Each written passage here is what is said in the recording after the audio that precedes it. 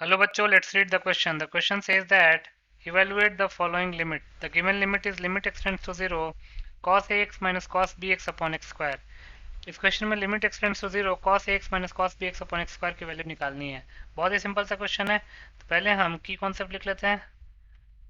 की कॉन्सेप्ट, तो पहला की कॉन्सेप्ट क्या है कि लिमिट में वेरिएबल जिस भी वैल्यू को टेंड करता है उस वैल्यू को अगर उस फंक्शन में जिस फंक्शन पर लिमिट अप्लाई हो रहा है उस फंक्शन में पुट करने पे अगर कोई इनडिटरमिनेट फॉर्म आता है तो वैसे केस में हमारे पास डिफरेंट डिफरेंट मेथड्स होते हैं उस लिमिट को इवेलुएट करने के लिए। उनमें से एक मेथड होता है बाई यूजिंग स्टैंडर्ड लिमिट्स। तो इस क्वेश्चन में हम बाई यूजिंग स्टैंडर्ड लिमिट्स इस लिमिट को इवेलुएट करेंगे। लेकिन अगर आपके पास कोई इनडिटरमिनेट फॉर्म नहीं आता है तो वैसे केस में एक फिक्स्ड रियल नंबर आएगा, तो वो फिक्स्ड रियल नंबर ही उस लिमिट का आंसर हो जाएगा। तो बेसिकली जो 7 इनडिटरमिनेट फॉर्म्स हैं वही डिफ्रेंशिएट कर रहे हैं मेथड को। तो पहले हम 7 इनडिटरमिनेट फॉर्म्स लिख लेते हैं। कौन कौन से होते हैं? वो होते हैं 0 upon 0, infinite upon infinite, infinite minus infinite, 0 into infinite, 1 to the power infinite, 0 to the power 0 and infinite to the power 0। दूसरा एक स्टैंडर्ड लिमिट होता है, limit theta tends to 0 sine theta upon theta, इसकी value 1 होती है। अब इन दोनों की कॉन्सेप्ट को यूज करके इस क्वेश्चन को सॉल्व कर लेते हैं, लेकिन उसके पहले एक और हम फॉर्मूला लिख लेते हैं ट्रिगोनोमेट्री का। Cos C minus cos D का फॉर्मूला क्या होता है? 2 sine C plus D upon 2 into sine D minus C upon 2। अब इन तीनों की कॉन्सेप्ट को यूज करके इस क्वेश्चन को सॉल्व करते हैं।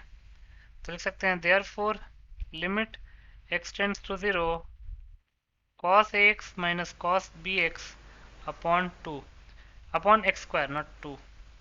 अब अगर x की वैल्यू 0 पुट करेंगे तो cos 0 1 होता है, तो 1 minus 1 0 upon 0 that is 0 upon 0 का फॉर्म बन रहा है। तो ऐसे केस में पहले हम क्या करते हैं, cos c minus cos d का फॉर्म लगा लेते हैं न्यूमरेटर में। तो ये हो जाएगा limit x tends to 0 cos c minus cos d का फॉर्मूला होता है 2 sin c plus d by 2 that is ax plus bx upon 2 into sine d minus c by 2 that is bx minus ax upon 2 whole upon x square. तो ये हो जाएगा limit x tends to 0 two sine a plus b upon 2 into x into sine b minus a upon 2 into x whole upon x square है, तो एक x इधर दे देते हैं, एक एक्स इधर दे देते हैं। अब क्या करेंगे कि यहाँ पे साइन का एंगल जो है वो a plus B upon 2 times x है, तो a प्लस बी अपॉन 2 से मल्टीप्लाई डिवाइड कर लेंगे।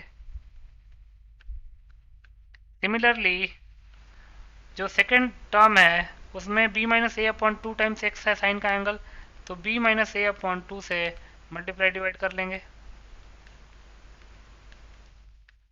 अब जो भी कांस्टेंट है उसको बाहर ले लेते हैं, तो जगह 2 into a plus B upon 2 into B minus a upon 2 into limit x tends to 0 sine of a plus B upon 2 into x upon a plus B upon 2 into x into limit x tends to 0 sine of b minus a upon 2 into x whole upon b minus a upon 2 into x. अब ये आ गया हमारे पास। अब इसको लिख सकते हैं 2 से 2 कैंसिल आउट हो जाएगा, b plus A into B minus A हो जाएगा B square minus A square upon 2 into अगर x जीरो को टेंड कर रहा है तो a plus B upon 2 times x भी जीरो को टेंड करेगा, और अगर a plus B upon 2 times x zero को टेंड करेगा तो limit a plus B upon 2 times x tends to 0 sine of a plus B upon 2 times x upon a plus B upon 2 times x की value क्या हो जाएगी 1। तो ये 1 हो गया। सिमिलरली ये भी 1 के इक्वल हो जाएगा, क्योंकि अगर x जीरो को टेंड कर रहा है तो b minus a upon 2 times x भी जीरो को टेंड करेगा, तो ये भी 1 आ गया। तो आंसर क्या आ जाएगा हमारे पास B square minus A square upon 2। तो इसको लिख सकते हैं hence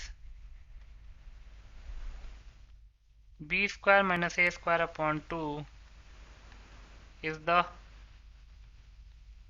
required answer. So b square minus a square upon 2 will be your final answer. I hope you understood it well. Best of luck.